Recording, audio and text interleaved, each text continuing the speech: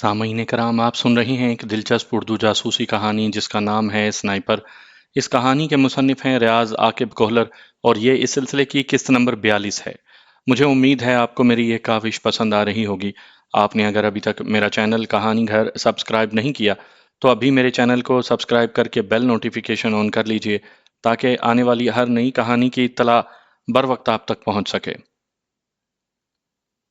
रनड़ा मासूमियत भरे लहजे में बोली, लाला जी, आप बाजी की बात मान जाए ना। तुम कुछ नहीं जानती, तुम छोटी सी बच्ची हो गुड़िया। मैंने उसे हल्के से झटका। गुलगारे ने मुंह बनाया, हाँ बड़े तो सिर्फ आप हैं, बाकी सब बच्चे हैं। मतलब तुमने मार खाने का पूरा मंसूबा बनाया हुआ है। मैंने उसे धमकाया।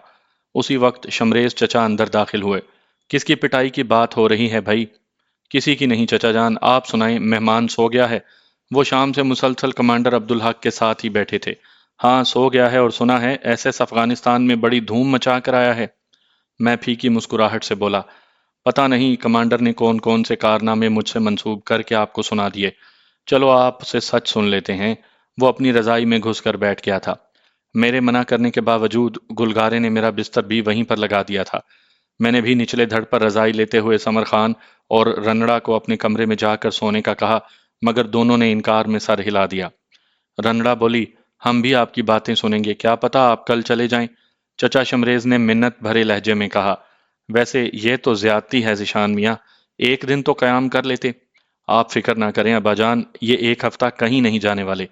पूरे इत्मीनान लहजे में कहते हुए वो मुझे मुखातिब हुई, आप हमें यहाँ से जाने के बाद के हालात बताएं। आप जख्मी कैसे हुए थे और बाकी सब कुछ। मैं उसकी हफ्ते वाली बात को नज़रअंदाज करते हुए उन्हें गजनी खेल और शलोबर गांव की लड़ाई के बारे में तफसील से बताने लगा, जिसका इख्तिताम निक स्टीवर्ट की मौत पर हुआ। गुलगारे ने पूछा, पलवशा बहन की तलाश में मुजाहिदीन ने क्या पेशरफ्त दिखाई है? मैंने नफ़ी में सर हिलाया, फिलहाल तो कुछ पता नहीं चला। अच्छा अब आराम करें।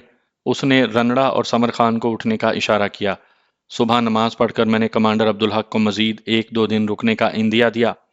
वो साफ गोई से बोला, मैं ज्यादा से ज्यादा आज का दिन रुक सकता हूँ। मैं बेबसी से बोला, ठीक है यार, मैं कोशिश करता हूँ, मगर बच्चे जिद कर रहे हैं। वो मायनी खेज लहजे में बोला, बच्चों की तो खैर है, कोई बड़ा ना जिद कर रहा हो, और अगर ऐसा है तो आपको जरूर रुकना चाहिए। अच्छा मैं नाश्ता लेकर आता हूँ। उसकी बात का जवाब दिए बगैर मैं घर की तरफ बढ़ गया। गुलगारे नमाज पढ़कर बावर्ची खाने में घुसी थी। मैं भी लकड़ी की चौकी लेकर वहीं बैठ गया। मुझे देखकर उसके चेहरे पर कौसे कज़ा के रंग झिलमिलाने लगे थे। वो पूछने लगी, नाश्ता मेहमान के साथ करेंगे? हाँ। वो बस जाने के लिए तैयार है, मेरे कहने पर एक दिन के लिए रुक गया है। वो बेनियाजी से बोली, आपको साथ ले जाने के लिए रुका है तो उसे हफ्ता रुकना पड़ेगा। गुल, पता है मैं पलवशे के लिए कितना परेशान हूँ। पहले भी इतनी देर हो गई है। मैंने उसे समझाने की कोशिश की, अंडा फ्राई कर दूं या ऑमलेट बना दूं? उसने गोया मेरी बात सुनी अनसुनी कर दी थी। मैंने उम्मीद भरे लहजे में पूछा, मेरी बात नहीं मानोगी? वो बेनियाजी से बोली, तो आपकी मर्जी ही पूछ रही हूं ना, ऑमलेट उबला हुआ या अंडा फ्राई खाएंगे? मेरे होंठों पर फीकी मुस्कुराहट नमूदार हुई। जो मर्जी है बना दो। ये दूध पी लें। उसने जस्त का कटोरा मेरे सामने रखा, जो गाय के नीम गर्म दूध से भरा हुआ था। ये शहद भी डाल लें, मैंने खुद उतारा था। उसने एक खुले मुंह वाली खालिश शहद की बोतल मेरी तरफ बढ़ा दी थी। शुक्रिया। दूध में शहद मिलाकर मैं नीम गर्म दूध से लुत्फ अंदोज होने लगा। आप घर जाएंगे या वजीरिस्तान से पलवशा की तलाश शुरू करेंगे? एक बार घर तो जाऊंगा, क्योंकि अपनी बेगुनाही के सबूत मैंने भिजवा दिए थे, और इसके बाद मेरा यहाँ रहने का जवाज नहीं बनता। हम्म। हंकारा भरते हुए वो कुछ सोचने लगी। चंद लम्हों के बाद उसकी आवाज उभरी, वैसे पलवशा किस रास्ते से अफगानिस्तान में दाखिल हुई थी?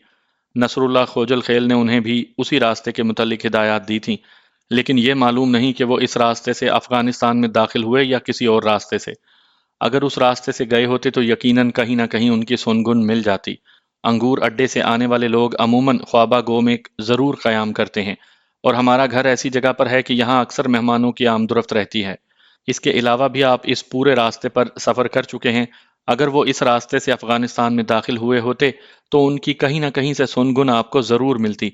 सबसे बढ़कर अफगानिस्तान में सरगर्म तंजीमों में उन्हें किसी न किसी के साथ राब्ता ज़रूर करना चाहिए था, क्योंकि अमरीकन के खिलाफ काम करने के लिए उन तंजीमों का सहारा लेना इंसान की मजबूरी बन जाती है।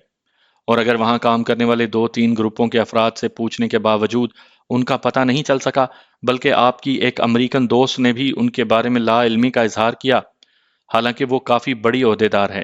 اس نے معنی خیز انداز میں جینیفر کا ذکر کر کے مجھے یہ باور کروانے کی کوشش کی تھی کہ وہ میرے جینی سے تعلق کو اچھی نظر سے نہیں دیکھ رہی تھی۔ میں نے پوچھا، تمہاری اس ساری کہانی سے کیا نتیجہ نکلتا ہے؟ یہی کہ انہیں افغانستان داخل ہونے سے پہلے ہی کوئی حادثہ پیش آ گیا ہوگا، یا وہ اپنا ارادہ مؤخر کر کے واپس لوٹ گئے ہوں گے، اور اللہ کرے میرا آخری اندازہ ہی صحیح ہو۔ بات چیت کے دوران اس کے ہاتھ نہیں رکے تھے۔ دیسی گھی میں پراٹھے بنا کر اس نے 4 انڈے فرائی کیے، اور گائے کی تازہ دودھ کی گاڑھی چائے بنا کر اس نے خالص دیہاتی اور گھر کا ناشتہ تیار کر دیا تھا۔ بعد میں بات کرتے ہیں۔ میں ناشتے کے برتن اٹھا کر بیٹھک کی طرف بڑھ گیا۔ چچا شمریز خان کمانڈر عبدالحق کے سامنے بیٹھا تھا۔ ناشتہ کر کے میں نے برتن اٹھائے اور گھر میں گھس گیا۔ یوں محسوس ہو رہا تھا جیسے وہ میرا اپنا ہی گھر ہو۔ رنڑا اور سمر خان جاگ گئے تھے۔ میں ان کے لائے ہوئے تحائف ان کے حوالے کرنے لگا۔ اس میں شک نہیں کہ تحائف کو محبت بڑھانے میں ایک خاص مقام حاصل ہے۔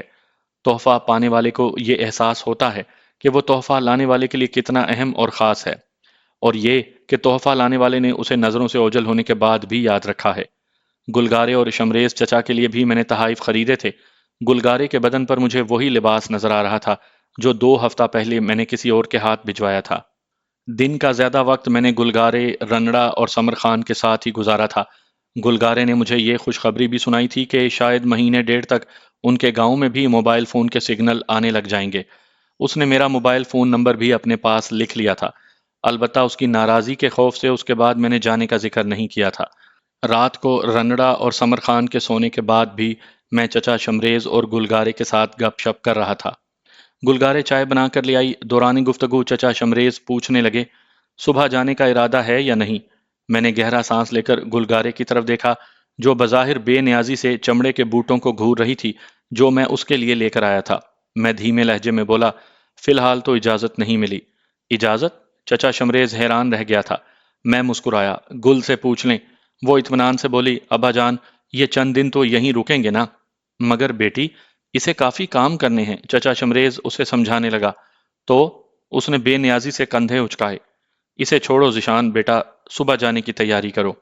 آپ کا یہاں رہنا مجھے بھی پسند ہے، لیکن پہلے آپ کے اپنے کام ہیں۔ البتہ پلوشا بیٹی کے ملنے کے بعد میں درخواست کروں گا کہ چند دن کے لیے ہمیں خدمت کا موقع ضرور دینا۔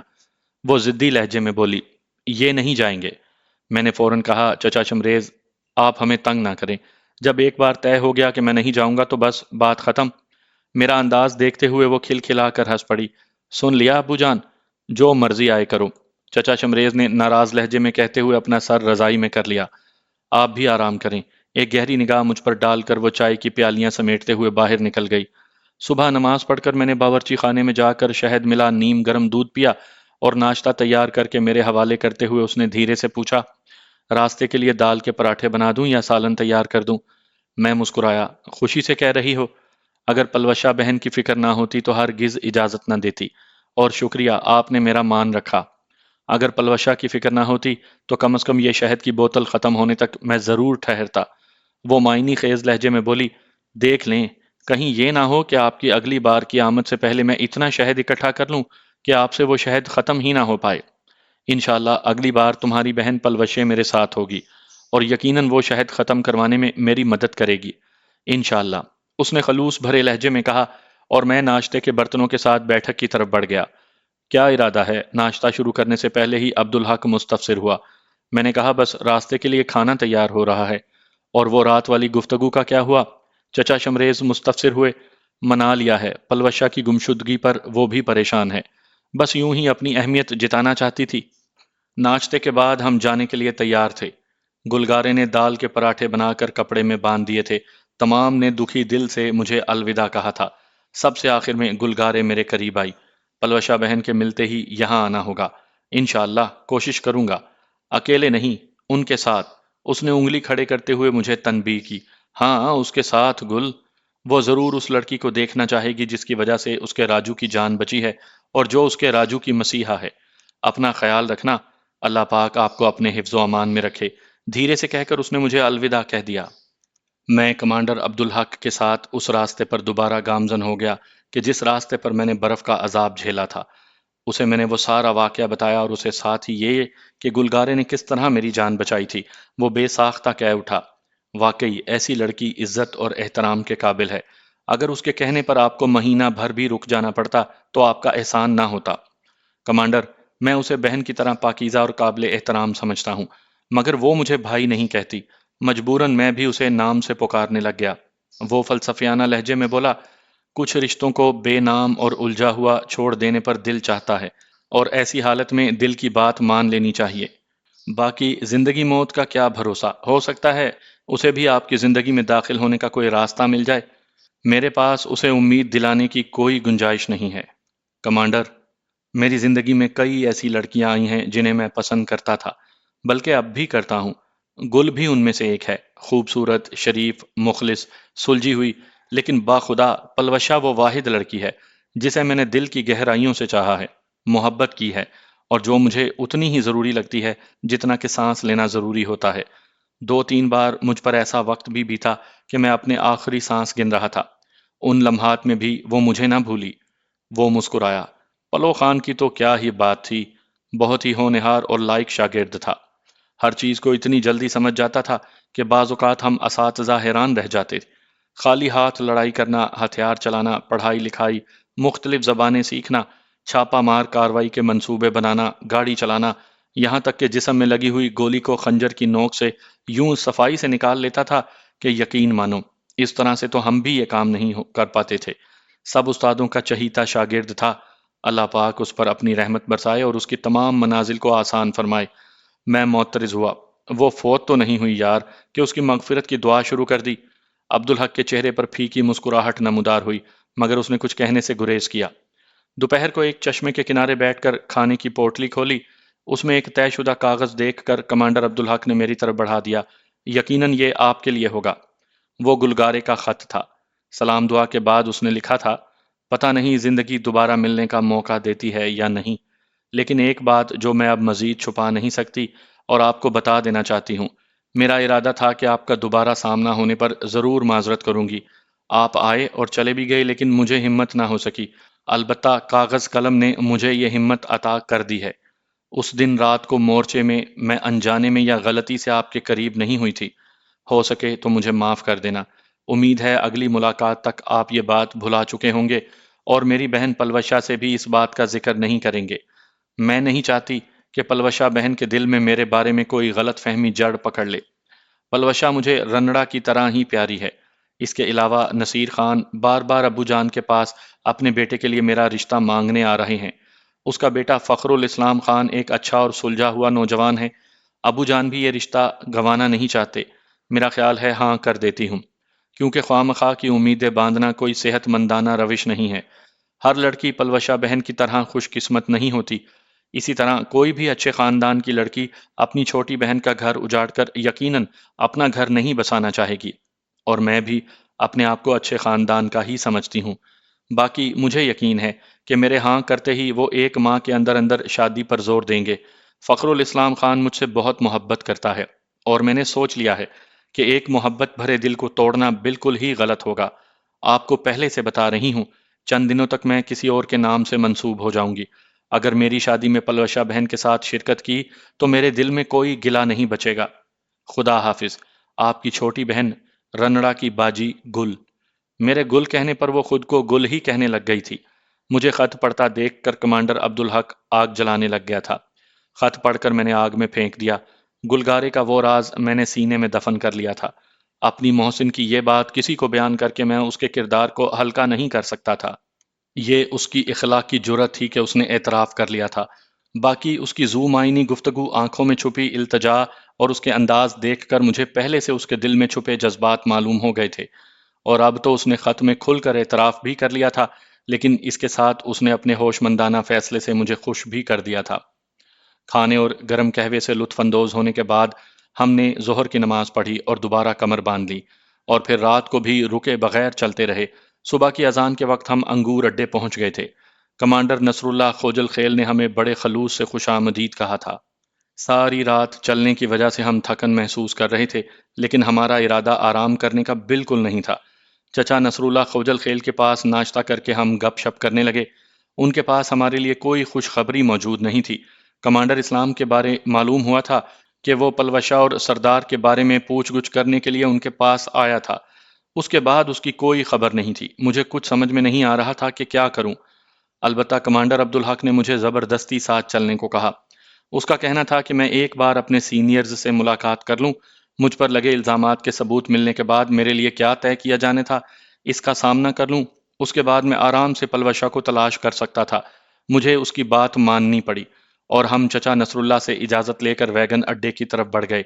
ان سے لی ہوئی کلاشنکوف میں نے ان کے پاس ہی چھوڑ دی تھی، کیونکہ وہ میں اپنے ساتھ آگے تو نہیں لے جا سکتا تھا۔ ڈیرہ اسماعیل خان پہنچ کر کمانڈر عبدالحق مجھ سے الوداع ہوتے وقت عجیب سے لہجے میں بولے، ذیشان بھائی، مجھے معاف کر دینا یار۔ کیا مطلب؟ میرے چہرے پر حیرانی بھری مسکراہٹ ابھری۔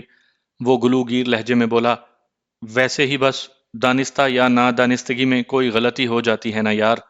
میں اس کی پیٹھ تھپ تھپاتے ہوئے بولا، وہ تو ہر کسی سے ہو جاتی ہے، شاید مجھ سے بھی ہوئی ہو۔ ویگن اڈے سے اس نے پشاور کی گاڑی پکڑی اور میں راول پنڈی روانہ ہو گیا۔ مجھے معلوم تھا کہ گھر جا کر میں نے پھنس جانا ہے، اور گھر والوں نے پلوشہ کے بارے میں پوچھ پوچھ کر میرے دماغ کی لسی بنا دینی ہے۔ اس لیے بہتر یہی تھا کہ میں پہلے اورنگزیب صاحب سے ملاقات کر لیتا۔ ڈیرہ اسماعیل خان سے راول پنڈی تک میں اپنی نیند پوری کرتا رہا۔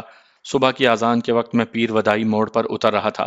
میرا موبائل فون وغیرہ چونکہ اورنگزیب صاحب ہی کے پاس رہ گیا تھا، اس لیے مجھے ایک دکاندار سے فون مانگ کر اورنگزیب صاحب کو کال کرنا پڑی۔ وہ سویا ہوا تھا۔ اس کی نیند میں ڈوبی ہوئی ہیلو میرے کانوں میں گونجی۔ میں نے فوراً کہا، السلام علیکم سر، میں ذیشان بات کر رہا ہوں اور اس وقت میں پیر ودائی موڑ پر کھڑا ہوں۔ وعلیکم السلام، مجھے 20 منٹ لگیں گے۔ ان کی آواز سے غنودگی غائب ہو گئی تھی۔ میں وہیں پر ان کا انتظار کرنے لگا۔ وہ بتائے گئے وقت سے 2 منٹ پہلے پہنچ گئے۔ پرتپاک انداز میں مجھ سے چھاتی ملاتے ہوئے انہوں نے میری پیٹھ تھپکی اور میں ان کے ساتھ روانہ ہو گیا۔ ویسے وہ ثبوت تمہیں خود لانے چاہیے تھے۔ کار آگے بڑھاتے ہی انہوں نے سوال کیا۔ بس سر، ایک چھوٹے سے کام کے لیے وہیں رہ گیا تھا، اس لیے کسی اور کے ہاتھ بھجوانے پڑے۔ وہ مسکرائے۔ تمہارا چھوٹا کام کسی کے سر میں گولی اتارنا ہی ہو سکتا ہے؟ کچھ ایسا ہی سمجھیں سر۔ میرے لبوں پر پھیکی مسکراہٹ نمودار ہوئی۔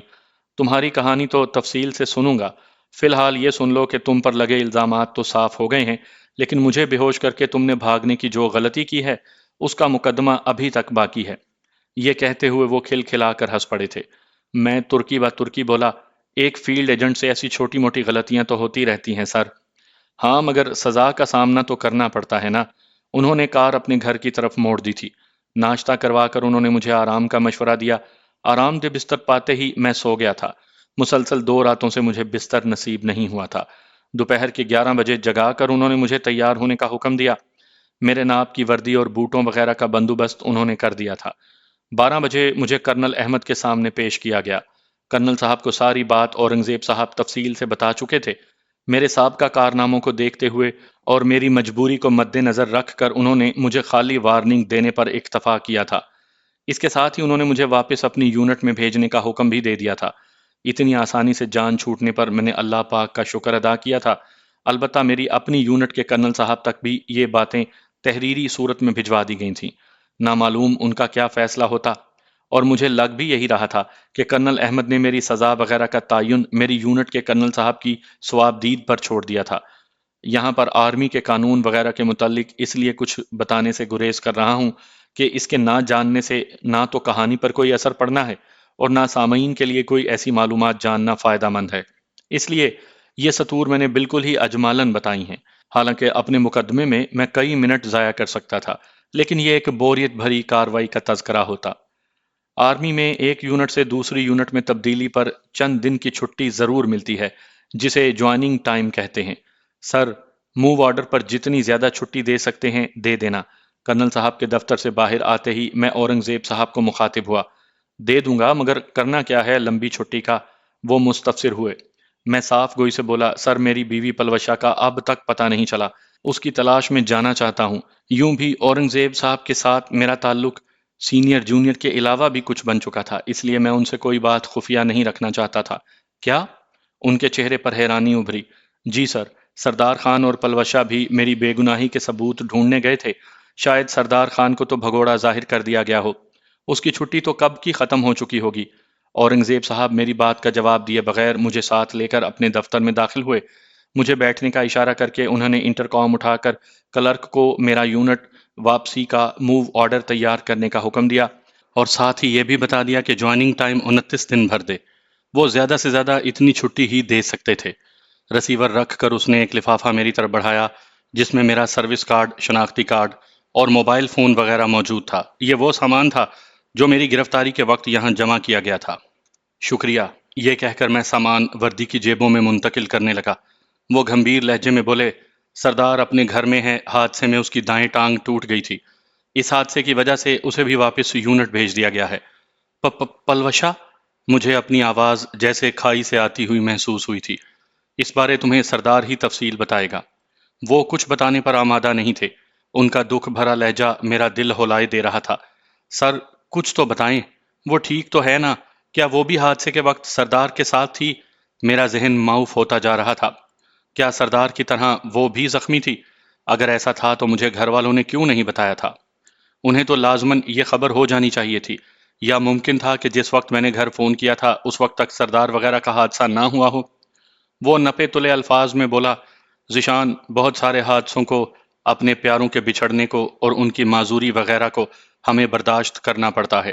اب میں نہیں جانتا کہ پلوشا کے ساتھ کیا ہوا یا کچھ بھی نہیں ہوا، یہ تو سردار کو معلوم ہے، وہی تمہیں تفصیل سے بتا سکتا ہے۔ سچ کہوں تو میں بس ایک ہی بار سرسری انداز میں سردار سے مل پایا ہوں، اور تمہاری بیوی چونکہ کوئی سرکاری آدمی نہیں ہے، اس لیے نہ میں نے سردار سے اس کے متعلق کچھ پوچھا اور نہ اس نے کچھ بتانے کی زحمت کی۔ سر، جھوٹ بول کر مجھے بہلانے کی کوشش نہ کریں۔ میرے لہجے میں بدتمیزی کا عنصر نمایاں تھا۔ موو آرڈر بننے تک اپنی وردی وغیرہ اتار لوں۔ اس نے جیب سے کار کی چابی نکال کر میری طرف پھینک دی۔ میں زچ ہو کر بولا، آخر آپ مجھے بتا کیوں نہیں دیتے کہ اصل بات کیا ہے؟ اگر معلوم ہوتا تو ضرور بتاتا۔ اس نے کرسی گھما کر اپنا رخ دیوار کی جانب موڑ لیا تھا۔ ایک لمحہ سوچنے کے بعد میں ان کے دفتر سے نکل آیا۔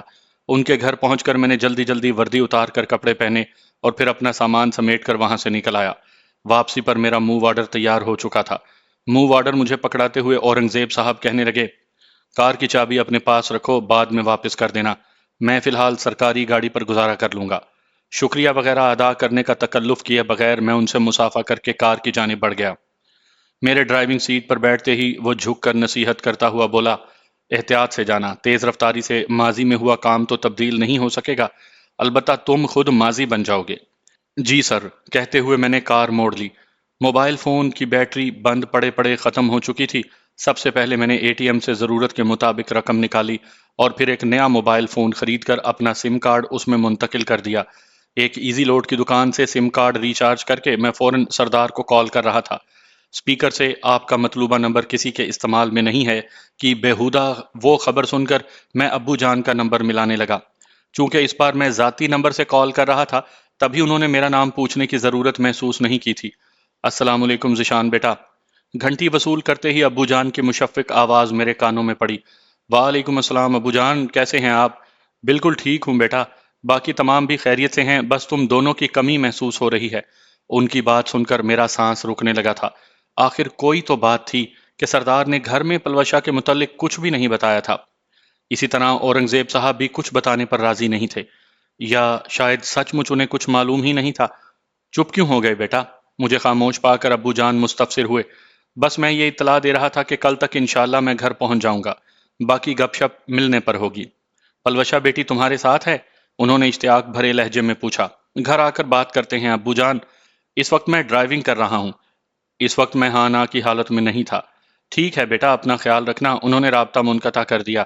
موبائل فون بند کر کے میں نے ساتھ والی سیٹ پر پھینکا اور خود کو تسلی دینے کے لیے کچھ بہتر سوچنے کی کوشش کرنے لگا، جو اس وقت ممکن نہیں لگ رہا تھا۔ ہر سوچ میرے دل کو بٹھائے جا رہی تھی۔ کیا مجھے معذور پلوشا منظور تھی؟ میں نے دل سے پوچھا، جس کا جواب نہایت واضح ملا۔ دل و جان سے منظور ہے، بس وہ زندہ ہونی چاہیے، میں ساری زندگی اس کی خدمت کروں گا۔ اچانک ہی میرے دماغ میں کمانڈر عبدالحق کی زوم آئینی گفتگو گونجنے لگی۔ اس نے سرسری انداز میں پلوشا کے لیے مغفرت کی دعا بھی کر دی تھی۔ پھر گلگارے کے ذکر پر یہ کہنا کہ زندگی موت کا کیا بھروسہ، ہو سکتا ہے اسے بھی آپ کی زندگی میں داخل ہونے کا کوئی راستہ مل جائے۔ ڈیرہ اسماعیل خان میں مجھ سے الوداع ہوتے وقت اس نے معافی بھی مانگی تھی۔ رسمی معذرت اور کسی غلطی پر معذرت چاہنے میں زمین آسمان کا فرق ہوتا ہے۔ اور اس وقت اس کا انداز رسمی معذرت والا نہیں تھا۔ اس کا صاف مطلب یہی تھا کہ اسے پلوشہ کے ساتھ پیش آنے والے حادثے کے بارے میں معلوم تھا، لیکن اس نے جان بوجھ کر مجھے لا علم رکھا تھا، اور یہی وجہ تھی کہ اس نے میری واپسی پر زور دیا تھا۔ یہ بھی ممکن تھا کہ اسے اس بارے نک سٹیورٹ کی موت سے پہلے ہی پتہ چل گیا ہو، اور مجھے ذہنی انتشار سے بچانے کے لیے اس نے یہ خبر اپنے تک محدود رکھی ہو اور بعد میں شرمندگی کی وجہ سے اظہار نہ کر سکا ہو۔ ان تمام الجھنوں سے مجھے سردار خان ہی نکال سکتا تھا۔ میں ایک بار سردار کے گھر جا چکا تھا، اور اس وقت جو میری دماغی حالت تھی، اس کے بعد اورنگزیب صاحب کی نصیحت پر عمل کرنا ایک مذاق ہی تھا۔ راولپنڈی سے سردار کے گاؤں تک میں 2.5-3 گھنٹوں میں پہنچ گیا تھا۔ اس کے گھر کے سامنے کار روک کر میں نیچے اترا۔ سپہر کے 6 بج رہے تھے۔ دروازے پر دستک دیتے ہی ایک چھوٹا سا لڑکا دروازے پر آیا۔ میں نے پوچھا، سردار خان گھر پر ہے؟ اس نے اسپات میں سر ہلایا۔ ہاں مامو جان گھر پر ہی ہیں۔ اس کے ساتھ ہی اس نے اندر کی طرف رخ موڑ کر ہانک لگائی، مامو جان آپ کا مہمان ہے۔ دروازے کی طرف کھٹ پٹ کی آواز آئی، جیسے کوئی بیساکھیوں پر چل رہا ہو۔ میرا دل جیسے ڈوبنے لگ گیا تھا۔ چھوٹے بچے نے دروازے کا ایک کواڑ کھول لیا تھا، اور پھر سردار خان میرے سامنے ہوا۔ مجھے دیکھتے ہی وہ سن ہو گیا تھا۔ کوئی لفظ منہ سے نکالے بغیر ہم ایک دوسرے کو گھورتے رہے۔ وہ پہلے سے کافی کمزور ہو گیا تھا۔ دائیں ٹانگ پر گھٹنے سے نیچے پلستر چڑھا ہوا تھا، بائیں ٹانگ البتہ محفوظ تھی۔ اس کے چہرے پر اچھی خاصی داڑھی بھی نظر آ رہی تھی۔ محسن بیٹا بیٹھک کا دروازہ کھولو، اپنے بھانجے کو کہہ کر وہ میرے قریب ہوا، اور پھر وہ میری باہوں میں تھا۔ چند لمحوں کے بعد ہم بیٹھک میں آمنے سامنے بیٹھے تھے۔ میں اس سے کوئی سوال پوچھنے کی جرأت نہیں کر پا رہا تھا۔ وہ بھی خاموش بیٹھا تھا۔ تھوڑی دیر اسی خاموشی میں گزر گئی۔ گفتگو کی ابتدا سردار نے کی تھی۔ لیزونا کی کال آئی تھی، وہ پاکستان آنے کے لیے تیار ہے، شاید مہینے ڈیڑھ تک یہاں پہنچ جائے۔ یہ خوشی کی خبر سناتے ہوئے مجھے لگ بھی رہا تھا کہ جیسے وہ رو رہا ہو۔ میں خاموش بیٹھا رہا۔ وہ دوبارہ بولا، اس نے نوکری سے استعفیٰ دے دیا ہے اور اب پاکستان آنے کے لیے کاغذی کارروائی کر رہی ہے۔ اس کی یہ باتیں ایک ایسی ہی کوشش لگ رہی تھی جیسے بلی کو دیکھ کر کبوتر آنکھیں بند کر کے جان بچانے کی کوشش کرتا ہے۔ اسی وقت اس کا کم سن بھانجا ٹرے میں شربت کا جگ اور 2 خالی گلاس رکھے اندر داخل ہوا۔ بڑی مشکل سے اس نے ٹرے اٹھائی ہوئی تھی۔ ٹرے میز پر رکھ کر وہ باہر نکل گیا تھا۔ مجھے سخت پیاس محسوس ہو رہی تھی، مگر میں نے جگ کو ہاتھ بھی نہیں لگایا تھا۔ کیا ہوا تھا؟ میرے منہ سے پھنسی پھنسی آواز برآمد ہوئی۔ ابھی تک مجھے یہ پوچھنے کی ہمت نہیں ہوئی تھی کہ پلوشہ کہاں اور کس حال میں ہے۔ میں کچھ دیر مزید خود کو خوش فہمی میں مبتلا رکھنا چاہتا تھا۔ میری بات سن کر سردار کسی گہری سوچ میں کھو گیا تھا۔ میری نظریں زمین پر گڑی تھی، اور دل سے دعائیں نکل رہی تھی کہ سردار کے منہ سے کوئی تسلی آمیز بات نکل جائے۔ وہ کہہ دے کہ بس یار، بڑی مشکل سے ہم دونوں کی جان بچی ہے، یا ہم مرتے مرتے بچے ہیں۔ اس طرح کی کوئی بات سننے کے لیے میرا پورا وجود ہمہ گوش ہو چکا تھا۔ سردار کی خاموشی طول پکڑنے لگی۔ میں نے بھی اسے بولنے پر نہیں اکسایا تھا، بس انتظار کی اذیت کو برداشت کرتا رہا۔ وہ بہت پرعزم تھی۔ اسے مکمل یقین تھا کہ وہ اپنے راجو کی بے گناہی کے ثبوت ضرور حاصل کر لے گی۔ کہتی تھی، سردار بھائی جان دے دوں گی مگر ثبوت حاصل کیے بغیر نہیں لوٹوں گی۔ نصر اللہ خان خوجل خیل کے گھر سے ہمیں تمہارے رکھوائے ہوئے ہتھیار مل گئے تھے۔ کمانڈر نصر اللہ نے افغانستان کے راستے کی طرف ہماری رہنمائی کر دی تھی۔ انگور اڈے سے ہم سرحد تک پہنچے، مگر پھر اس کا ارادہ تبدیل ہو گیا۔ کہنے لگی کہ افغانستان جا کر ٹامک ٹوئیاں مارنے سے بہتر ہے کہ یہاں سے کسی دہشت گرد کے گروپ میں شامل ہو کر وہاں پہنچیں۔ اس طرح ایلبرٹ بروک وغیرہ کو ڈھونڈنے میں آسانی رہے گی۔ اسے سب سے زیادہ امید جینیفر کے ملنے کی تھی۔ اسے یقین تھا کہ جینی اس کی ضرور مدد کرتی۔ سرحد کے قریب جا کر ہم واپس پلٹ آئے تھے۔ اپنی شکل چھپانے کے لیے اس نے ہلکی ہلکی مونچھیں اور داڑھی چہرے پر چپکا کر سر پر پگڑی لپیٹ لی تھی۔ میں نے بال کٹوانے کا مشورہ دیا تو کہنے لگی، بھائی کیوں اپنے دوست سے پٹوانا چاہتے ہیں؟ راجو نے منع کر دیا ہوا ہے، اور آپ جانتے ہیں نا کہ ان کی کسی بات کو ٹالنا میرے لیے ممکن نہیں۔ میرا چہرہ چونکہ دہشت گردوں کے لیے نیا تھا، اس لیے میں نے حلیہ تبدیل کرنے کی کوشش نہیں کی تھی۔ اس کا منصوبہ شمالی وزیرستان میں دیگان کے ملک گلبدین کے پاس جا کر کام حاصل کرنے کا تھا، کیونکہ اسے معلوم ہوا تھا کہ ملک گلبدین بھی امریکنز کا خاص بندہ تھا۔ اس نے ماموں کے گھر جا کے اپنے دودھ شریک بھائی کے بارے میں معلومات حاصل کیں، کیونکہ اسی کے ذریعے ہم دہشت گردوں میں جگہ بنا سکتے تھے۔ معلوم ہوا کہ وہ ایک ہی دن پہلے تورے خار روانہ ہوا ہے۔ سنائپر رائفل اس کے ماموں کے گھر چھوڑ کر ہم نے بھی ویگن میں بیٹھ کر تورے خار کا رخ کیا۔ وہ رائفل ہم دہشت گردوں میں جگہ بنانے کے بعد وہاں سے بآسانی لے جا سکتے تھے۔ تورے خار کا ملک فیروز اب صنوبر خان کے بعد دہشت گردوں کا کرتا دھرتا ہے، لیکن جنوبی وزیرستان میں پلوش شاہ اور آپ نے بہت کام کیا تھا، اس لیے حلیہ تبدیل کرنے کے باوجود وہ ملک فیروز کے پاس کام حاصل نہیں کرنا چاہتی تھی۔ البتہ اس کی بیٹھک میں ایک بار جا کر اپنے بھائی کا پتہ معلوم کرنا اتنا مشکل نہیں تھا۔ ہم دونوں دوپہر کے وقت تورے خار پہنچے تھے، لیکن اس کی بیٹھک میں گھستے ہی عجیب صورتحال کا سامنا کرنا پڑ گیا۔ اسے ایک انوکھا اتفاق ہی کہا جا سکتا ہے کہ تورے خار کے سردار فیروز خان کے ہمراہ راجپال بیٹھا کہے لگا رہا تھا، وہی ہندو راجپال جس نے اپنے ساتھ امریکہ میں سنائپر کورس کیا تھا۔ جب تک میں اپنا چہرہ چھپانے کی کوشش کرتا اس نے مجھے پہچان لیا تھا۔ پہچانتے ساتھ ہی اس نے فیروز خان سے پوچھا کہ پاکستان آرمی کا جوان اس کی بیٹھک میں کیا کرنے آیا ہے۔ اس کی بات سنتے ہی فیروز خان چونک کر میری طرف متوجہ ہوا، اور تب تک میں ایک نتیجے پر پہنچ گیا تھا۔ وہاں گرفتاری دینے کا مطلب خود کو ذبح کروانا ہوتا۔ پلوشا کو بھی صورتحال کی سنگینی کا احساس ہو گیا تھا۔ میں نے فوراً کندھے سے لٹکی کلاشنکوف اتار کر سیفٹی لیور برسٹ پر لگاتے ہوئے ٹریگر دبا دیا۔ میرا نشانہ راجپال ہی تھا۔ مرنے سے پہلے کم از کم ایک دشمن سے تو جان چھوٹ جاتی۔ راجپال چھاتی میں گولی کھا کر تڑپنے لگ گیا تھا۔ فیروز خان کے آدمی ایک لمحے کے لیے ہکا بکا رہ گئے تھے۔ اس وقت پلوشا نے مجھے باہر کی طرف کھینچا اور ہم بھاگ کر بیٹھک سے باہر نکل آئے۔ پیدل بھاگ کر جان بچانا ناممکن تھا، اور خوش قسمتی سے وہاں 3-4 گاڑیاں کھڑی تھی۔ پلوشا نے فوراً ایک ڈبل کیبن کا شیشہ توڑا اور اندر گھس کر اگنیشن کے تار توڑ کر گاڑی کو سٹارٹ کرنے کی کوشش کی۔ اس دوران میں نے بیٹھک کے دروازے سے برآمد ہونے والے 2-3 دہشت گردوں کو اپنا شکار بنا لیا تھا۔ باقی دروازے کی آڑ ہی سے فائرنگ کا جواب دینے لگے۔ پلوشا نے ڈبل کیبن سٹارٹ کرتے ہی میرے لیے اگلی نشست کا دروازہ کھولا اور میرے بیٹھتے ہی گاڑی بھگا دی۔ اس ڈبل کیبن کے ساتھ کھڑی ہوئی 2 گاڑیوں کے ٹائر پھاڑ کر میں نے وقتی طور پر ناکارہ کر دیا تھا، مگر ان کے پاس بیٹھک میں اور گاڑیاں بھی موجود تھیں۔ دشمن کی 3 گاڑیاں ہمارے تعاقب میں تھیں۔ پلوشا بڑی مہارت سے گاڑی بھگائے جا رہی تھی۔ میرے پوچھنے پر اس نے بتایا تھا کہ ہم کسی قابل خان محسود کے پاس وشلام جا رہے ہیں۔ تینوں گاڑیاں پوری کوشش کے باوجود ہمارے قریب نہیں پہنچ پائی تھیں۔ وہ بلا شک و شبہ ایک بہترین ڈرائیور تھی، لیکن پھر ہماری بدقسمتی کا ظہور ہوا۔ اس وقت ہم وشلام کے بالکل قریب پہنچ گئے تھے اور بالکل ٹھیک جا رہے تھے کہ اچانک سڑک پر ایک چھوٹا بچہ اچانک ہی ہماری گاڑی کے سامنے آیا۔ پلوشا نے اسٹیئرنگ کو بائیں جانب کاٹا، گاڑی کچی سڑک کے کنارے ایک بڑے پتھر سے ٹکرائی اور لڑکیاں کھاتے ہوئے نشیب میں گرنے لگی۔ میرے دماغ میں جو آخری احساس زندہ ہے وہ یہی ہے کہ میں نے دروازہ کھول کر باہر چھلانگ لگائی تھی۔ اس کے بعد میری آنکھ ہسپتال میں کھلی تھی۔ میرے سر پر گہری چوٹ لگی تھی اور مجھے قریباً مہینے بعد ہوش آیا تھا۔ میں پشاور کے ایک اچھے ہسپتال میں داخل تھا۔ مجھے وہاں لے کر آنے والا قابل خان محسود تھا۔ وہ پلوشا کا منہ بولا بھائی تھا۔ اسی کی زبانی مجھے باقی کے واقعات معلوم ہوئے۔ حادثہ ہوتے ہی وہ وہاں لوگ اکٹھے ہو گئے تھے۔ دشمن شاید ہماری موت کی تسلی کر کے ہی وہاں سے ہٹتے، مگر میری خوش قسمتی کہہ لو کہ وشلام کے لوگوں نے پلوشا کو فوراً ہی پہچان لیا تھا۔ وہ حادثے کے بعد بھی ہوش میں تھی۔ وہ سب سے پہلے ہمیں وانا لے گئے، مگر وہاں کوئی خاص ہسپتال تو موجود نہیں ہے، اس لیے ایمبولنس کروا کر بنوں اور پھر وہاں سے صاف جواب ملنے پر پشاور لے آئے تھے۔ وہ حادثے کے ہفتے بعد تک زندہ رہی اور پھر سردار نے آنکھوں میں آئی ہوئی نمی صاف کی اور گلوگیر لہجے میں بولا، اس نے قابل خان کو بتا دیا تھا کہ وہ اپنی بہن سپو گمائے کے پہلو میں دفن ہونا چاہتی ہے۔ ہوش میں آتے ہی مجھے قابل خان نے ساری بات تفصیل سے بتلائی۔ اس نے شناختی کارڈ کے ذریعے میرے گھر والوں کا پتہ معلوم کرنے کی کوشش کی تھی، مگر میری جیب میں تو نقلی شناختی کارڈ تھا، اس لیے اسے کامیابی نہیں ہوئی۔ پلوشا بھی حادثے کے بعد تھوڑی دیر تو ہوش میں تھی، لیکن اس کے بعد وہ مسلسل بے ہوش رہی تھی۔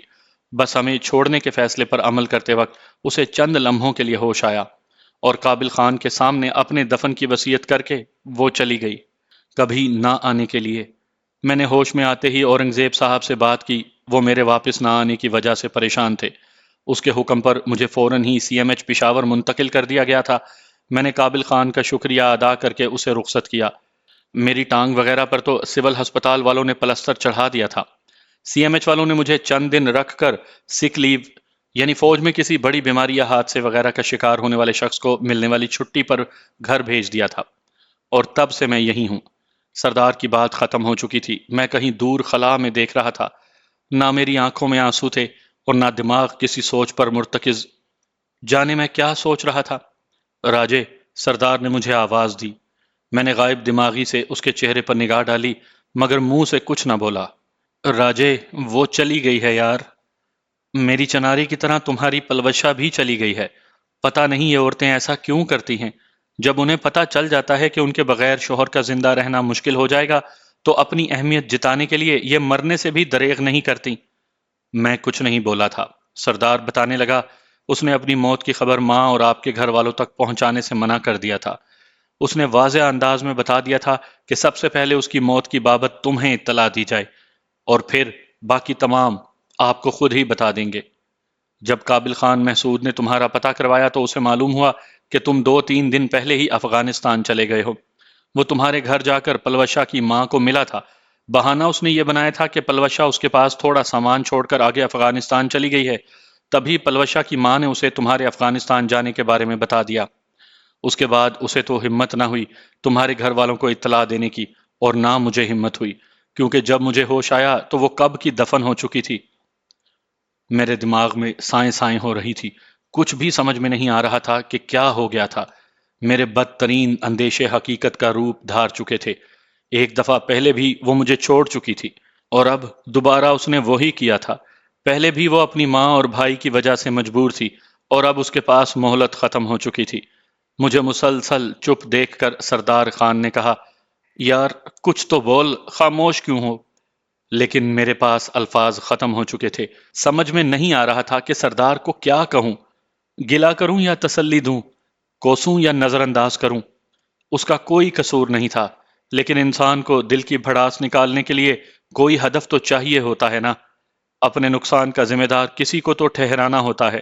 موت ایک اٹل حقیقت ہے، لیکن دل و دماغ تو موت سے بچنے کے کئی بہانے تراشتے ہیں۔ اگر یوں نہ کیا ہوتا تو یوں ہو جاتا، اور وہاں نہ گیا ہوتا تو ایسا نہ ہوتا، یہ کر لیا ہوتا تو جان بچ سکتی تھی، وغیرہ وغیرہ۔ حالانکہ یہ سب پچھتاوے کو بڑھانے والی باتیں ہیں۔ میں بے قصور ہوں راجا، میں بے بس ہو گیا تھا۔ میں اسے کبھی بھی مرنے نہ دیتا، دنیا کی ہر طاقت سے ٹکرا جاتا، مگر افسوس اسرائیل سے تو مقابلہ نہیں کیا جا سکتا۔